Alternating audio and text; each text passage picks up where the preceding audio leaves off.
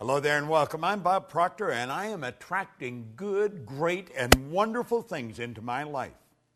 Money comes to me in increasing quantities through multiple sources on a continuous basis through the law of attraction. And that's what I want to talk to you about, the law of attraction. See, the underlying law that regulates supply in the world of effects has two important phases. One is desire, and the other is expectation. I want you to imagine that you're fishing. Now, you may have never gone fishing. You've certainly seen people that have gone fishing. And you take and you get the line all fixed, and boom, you cast it out. And as soon as that plug hits the water, bang, a fish strikes.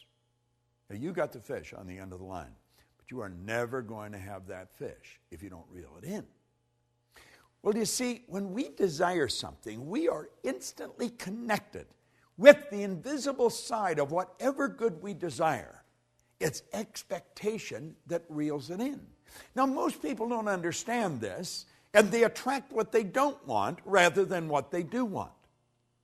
I remember years and years ago, I got a bumper sticker that said, "Expect a miracle."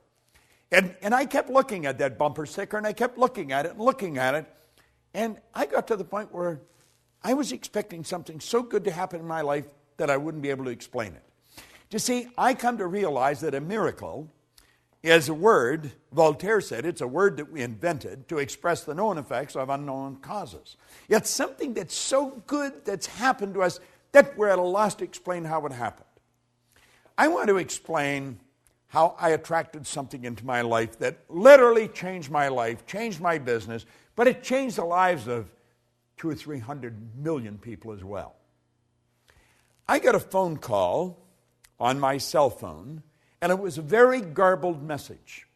I had difficulty understanding it, and I didn't delete it, but I just kept hitting the pound or the hash and leaving it there in the phone. And one day, my phone was full. So I thought, I should empty the thing. I think I was in an airport at the time, so I sat down and I took all the messages off one at a time and wrote them all out and then deleted them. And I phoned Gina Hayden, who's worked with me for the past quarter century, and I said, Gina, I think this woman's name is Glenda, and I think this is the phone number. It sounds like an Australian phone number. Would you phone now? There's something about a film. Would you phone and see if the number's even the right number? Now, I'd had it on my phone for a good month. And so at any rate, a couple of days later, or maybe even later that day, I've forgotten now, and I'm talking to Gina, and she said, well, that was the right message. Her name was Glenda, and you had the right phone number, and there's a film crew in from Australia, and they're shooting this film, and they really wanted you in it. But they haven't been able to reach you, and they're shooting in Aspen all weekend, and they're going back to Australia first of the week. And Gina said, isn't that strange? Bob's doing a seminar this week in Aspen. Now, I hadn't been in Aspen for a couple of years. And I check into my hotel. I just went next door where they were shooting the film. And the film, of course, was The Secret. And you know, all of a sudden, all over the world now, people know Bob Proctor, and they know about the work that I do, that I love doing. I believe that I attracted Rhonda Burnes into my life. But I also believe Rhonda Burnes attracted me into her life. And you see, the secret I attracted. I expected something big to happen. And I'm going to tell you something. I expect something even bigger to happen. Now, the law of attraction is, it's a law that many people now are very familiar with. And of course, I think that the secret has probably communicated that law better than anything that I have come across in all the years I've been in this business. They deserve, the people that put that all together, deserve a lot of credit. A lot of people think I made it. I didn't make the film. I just sat there for a couple hours and talked, sharing what I knew. And a lot of good things have happened. Now, the law of attraction is not a primary law. The law of vibration is the primary law. See, everything in the universe vibrates. We literally live in an ocean of motion.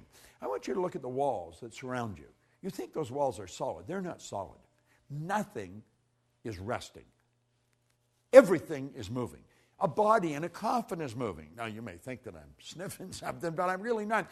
If you go into a funeral home and pick up the remains and look at it through a microscope, you will see particles of energy dancing right before your eyes. Now, if it wasn't moving, how would it ever change to dust? Well, you see, you and I have a brain. And our brain is an electronic switching station. And our thoughts activate brain cells and control the vibration we're in. And the vibration we're in controls what we attract into our life. Now, this law of attraction is a phenomenal law. And I think the law of attraction, as it's brought out in this series, it's very well done. And I would encourage you to study into it in some depth. Because everything that comes into your life, you attract into your life. Now, you may be saying, does that mean that I have a cold, that I sat and thought I'm going to get a cold? No, it doesn't mean that at all. But you did attract the cold. You see, I don't think you sit and think I'm going to attract a cold. I think you put yourself in a very confused vibration. There's a law of gender. It decrees that all seeds have a gestation and incubation period. And after about 30, 45 days of going through that indecision, that confused state, you have a cold. That's what the cold is. It's just the expression of all the confusion. Anyway, we do attract everything into our life. Now, for many, many years, I had a terrible time with money, as most people do. And I was forever letting my outside world control my thinking. So my outside world was dictating what I was going to attract. Now, I didn't have any money. I had debt, and I'm thinking debt, I attract debt. If your goal is to get out of debt, you're going to stay in debt forever. Because whatever you think of, you attract. And you'll say, but I was thinking of getting out of debt. I don't care if it's get out or get in. You've got to start seeing what you want. In a previous lesson, we pointed out that you don't work on cold if you're cold. You work on heat. See, cold is the absence of heat. So you work at creating heat. Well, if you want good in your life, quit trying to change the bad. Quit trying to get rid of the bad. Let it go. Let the dead bury the dead. Let it be part of the past. Start to see the good that you desire. Visualize it. See it as present in your mind. The second you've got the idea in your mind, you've got it intellectually. The second you internalize it, you've got it emotionally. And then it's only a period of time until you attract it physically. Attraction's a very powerful process. We are all magnetic creatures. We're all a mass of energy. Everything in this universe works on the law of attraction. You go into some restaurants, and they're always busy. The energy is good in those restaurants. You go into others, there's hardly anybody there. Isn't that strange? You go into a clothes store, and you may be the only person there outside of the person that's running it. You go into others, and there's people coming and they're going all the time. It has to do with the energy of the place of business. And the place of business is nothing but an expression of the consciousness of the person that's running the business. When we start to understand this, when we start to understand that we literally attract everything into our life, and it's our thoughts that are controlling what we attract, our whole world's going to change. You see, nature does not deprive us of any good or desired thing. Now, Hollywood points this out so well. It does provide us with the mental equipment and the inner power to acquire and enjoy the essential good to ensure a happy and a worthwhile existence. And it all happens in a very simple method. It's so complicated because nobody studies it. See, I always feel if we can teach a little child that maybe is just learning to walk, how to talk, we can teach them language. We can teach them multiple language. A baby at birth is a linguistic genius. If we can teach the child language, surely we can teach them something so basic as these laws. You say, well, why haven't we? Because hardly anybody understood them. The parent's not going to teach something to the child that they don't even know. The parent's only going to give the child what they've got. You see, what you don't fix, your kids are going to inherit.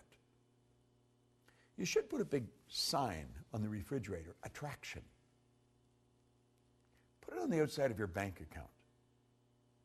Hang it in your mirror where you put your makeup or shave in the morning. Put the word attraction everywhere. And start to realize whatever you want, you'll begin to attract. That is an absolute law. This isn't just my idea.